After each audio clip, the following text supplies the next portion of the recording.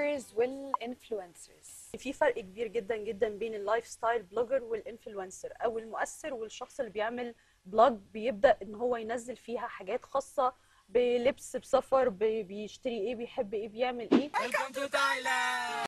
Love is love. Love is love. Yo.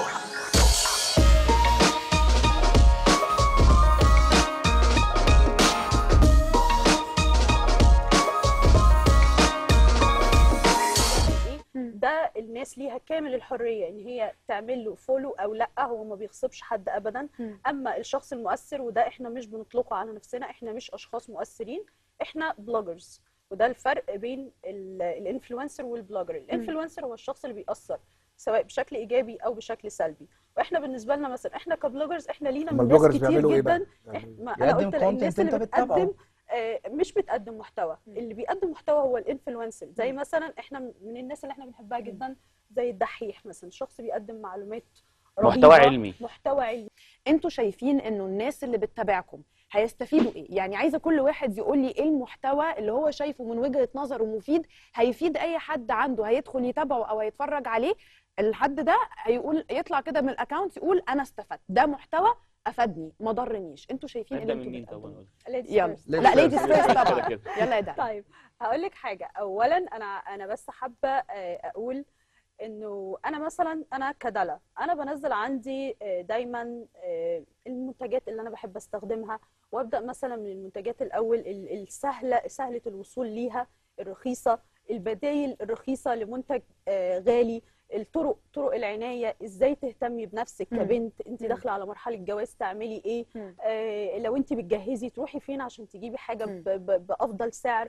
ده بالنسبه لي انا دي الحاجات اللي انا بقدمها، ده بعتبره البلوج بتاعي. طب لو جالك يا دلا منتج وان انت تعلني عنه انا سلكتيف وطلع جدا في وحش، الموضوع ده، انا سلكتيف جدا في الموضوع، وعندي اوريدي على الانستجرام بتاعي هايلايت كده في علامه اكس بكل البراندز يعني بتقولي لما بيجي لك حاجه وحشه بتقولي الناس ما تستخدموهاش. وبطلع اقول للناس يا جماعه البراند دي بعتت لي حاجه كويسه عشان اعلن عنها ويبان ان هي حاجه كويسه جدا، بس لما الناس اشترت منها الحاجه طلعت وحشه فهم بيبعتوا لي احسن ما عندهم عشان اعلن عنه. بس وبعد كده زياده في بترجع طبعا. بجد. لا بجد ده حاجه. لا بص احنا عندنا نقطه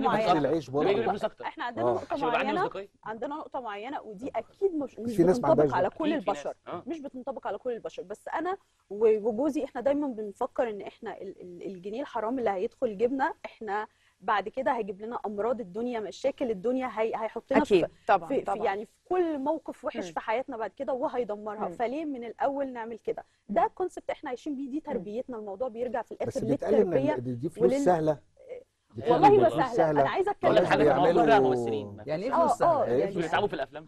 احنا لا مفيش حاجه اسمها فلوس سهله عمرك واحنا بيطلع عندنا نفس الموضوع بس بيتعبوا في ايه بقى؟ هقول لك حاجه هقول لك. بص انت شايف اللي انت بص انا هقول لك انت عارف الفيديو ايوه ده اللي انت شايفه. انت عارف الفيديو ده عشان يطلع ريل مثلا او حاجه احنا ممكن نقعد نصور 8 9 ساعات.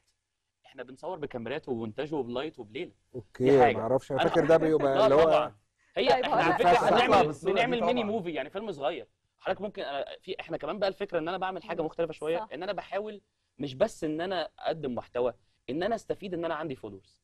يعني ايه؟ ازاي بقى؟ ده اللي انا هقول انا دلوقتي حد عندي فولورز، ممكن ان انا افضل اقدم محتوى والبس مش عارف ايه واروح في ايه وخلاص وهم استفادوا من الاكسبيرينس بتاعتي في وات ايفر انا عملت ايه. تمام. انا مثلا عملنا ايه؟ عملنا بازار. البازار ده احنا مثلا ناس بتيجي في مكان جايبين فيه عارضين هم ما عندهمش محلات، عندهم بيجز صغيره على الانستجرام، بيتجمعهم كلهم في مكان وبنقول للفولورز كلهم تعالوا اليوم ده في المكان ده احنا عاملين حفله وعاملين خصومات مع كل الفيندرز دول وتعالوا نتبسط مع بعض. بناخد منهم هدايا ونوزعها على الناس عشان تتبسط. انا ببقى مبسوط جدا من اليوم ده ان انا بجمع ناس انا ما اعرفهمش بس بنتعرف على ناس اكتر، بيستفيدوا من ناس ثانيه مش عارفه تاجر محلات، فبتنزل في اليوم ده بسعر رمزي جدا علشان تبيع للحاله للناس دي كمان، وكل الناس استفادت وانا بوزع هدايا. مش احنا حضرتك عارف مستر بيست ده واحد بلاش ابو فله وده انفلونسر ومش احنا بنتكلم على مصر بقى، احنا بنتكلم ابو فله عنده حوالي 150 مليون. 150 مليون ده جمع تبرعات لناس، قاعد في برج خليفه جمع تبرعات لناس في غرفه مغلقه في الصومال وفي فلسطين وفي سوريا وفي الزلزال في تركيا.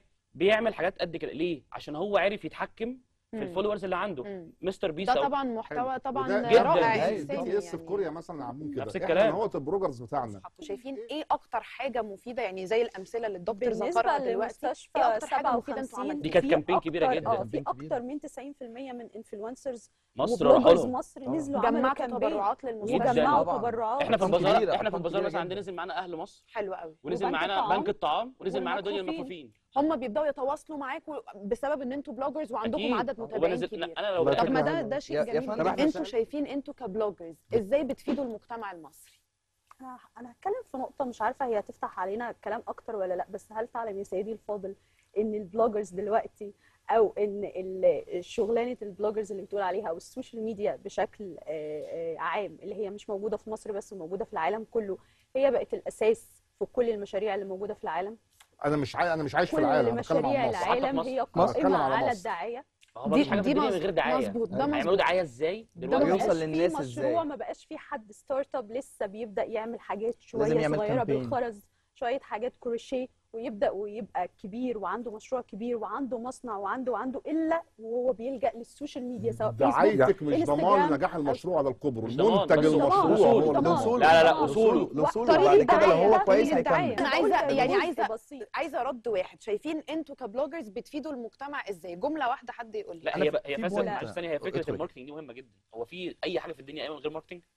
لا ماشي، وانا اتفق معاكم جدا في ده موضوع كشغل بقى، لو الماركتينج. هنتكلم كشغل. كان لكن من ناحيه كقيمه بقى القيم والاخلاق والبيت المصري، يعني النقطه اللي الساده اتكلموا فيها ان انتوا بتخرجوا عقول الشباب وعقول الاطفال. من الناحيه دي انتوا شايفين ان انتوا بتفيدوا متابعينكم ازاي؟ احنا بص، انا بعترض بس على الحته دي، لان هو اتكلم على السوشيال ميديا عامه انها بتعمل اعتراض كده، واحنا تاني. متفقين على الكونسبت ان في طبعا محتوى سيء، وفي جزء من السوشيال ميديا ده طبعا حقيقي. سيء جدا. طبعا وحتى متلازمه الموبايل، انا عن نفسي بمسك موبايل كتير، بحاول اعمل حاجه اسمها سليب مود، بسيب الموبايل في وقت معين من اليوم ما امسكوش، عشان حتى صحتي النفسيه والدماغي افكر كويس. ما بحسبش بكالكوليتر، بحسب ورقه وقلم عشان الدماغ ما تقفش، بعملها. الفكره بقى ان احنا هنا كانفلونسرز وكبلوجرز المفروض ان كل واحد يستغل زي ما قلت لك كل الفولورز اللي عنده دول بطريقه حلوه. انا عندي فولورز 70 تسمع كلامي، يبقى اعمل لهم حاجه تفيدهم. زي مثلا احنا عاملين يوم الجمعه، اغلب البلوجرز بيعملوا يوم الجمعه بنعمل ايه؟ وظايف. حد عايز وظيفه بعمل لها شير، واي حد بيكلمني بوصل اللي عايز الوظيفه باللي عايز يشتغل معاه. واحده عندها بزنس صغير ومش عارفه تدفع، مش هتدفع لبلوجر ولا حاجه الحاجات دي. بيبقى في يوم للمشروعات الصغيره نعمل لهم كلهم شير عشان كل يتشهروا ده اكتر. ببلاش. كل ده ببلاش. حط تحتيها 100 في خط. حادثه كل ده بلوجر شهيره ببلاش. جدا. كلنا بنعمل ده ببلاش. بنحاول ان احنا يعني احنا بنساعدهم ان هم يلاقوا شغل، بنحاول ان بنساعدهم احنا ان هم دلوقتي يبقى نساعدها. طلع واحده ببلاش بقى. ما هو ده بقى فكر خطا على فكره. زكي عن نفسك يا اخي. والله انا حاسه ان احنا على اخر اليوم كلنا هنتجه ان احنا ايه؟ لا بس نبقى بلوجر. بس هي الموضوع صعب، مش سهل، مش زي ما انتم متخيلين، ولا فلوس زي ما انتم متخيلين. الفكره انت عندك لازم تظهر بمظهر معين، عندك تكاليف كاميرات وتصوير وفيديوجرافر وميك اب ومكان واضاءات. كل الحاجات دي احنا بنصرف عليها. احنا لما تكون موظف في شركه بتعمل لك تامين وبتعمل، انت بتصرف على نفسك، تصرف على مشروعك. انت مشروعك زي ما يكون حد فاتح محل او بيعمل حاجه بتاعته، هو بيصرف على نفسه، فانت بتستثمر في نفسك. فهي دي الفلوس كلها في الاخر بتروح في اتجاهها.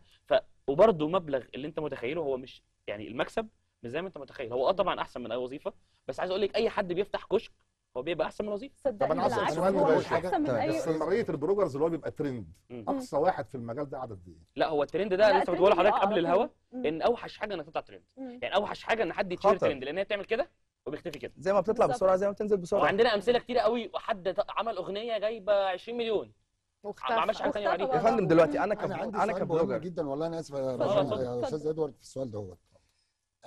الناس اليوتيوب والتيك توك والحاجات دي بتدي فلوس على ايه؟ التيك توك ما بيديش فلوس. اليوتيوب بيدي فلوس بيدي ليه؟ فلوس. يعني هل مشاهدات. مجانا كده فاتحها مجانا بيدي فلوس، ولا ليه هدف غير معلن حاجات سياسيه بقى قصدك؟ بالظبط، لا ما دخلناش في الموضوع. وبيعلي الحاجات السياسيه والحاجات دي مش بتاعتنا. بص اقول لحضرتك انا كماركتير اقول لك بيدي فلوس ليه؟ لا هقول لك بيدي فلوس في ليه؟ العموم. انا بعيدا عن حضرتك النقطه لا، اللي حضرتك مش عايز تروح موضوعنا لها انا دي. ما اعرفهاش، بس هو بيدي فلوس ليه؟ انا اتكلم كماركتنج بقى. انا دلوقتي عندي بلاتفورم، انا كيوتيوب مثلا عندي منافسين كتير، عندي فيسبوك وعندي تويتر وعندي فانا ايه اللي يخلي الناس تروح على اليوتيوب؟ انا دلوقتي لما اكون صانع محتوى او حد بيصنع محتوى على اليوتيوب، فانا بقدم حاجه عندي فولورز بيشوفوها، فبجيب ترافيك على اليوتيوب ده. فلما انا اشجع الناس دي اديهم فلوس، هيعملوا محتوى اكتر والناس هتتابعهم اكتر، فهو كده بيعمل ماركتنج لنفسه. جدا جدا، نورتونا بجد.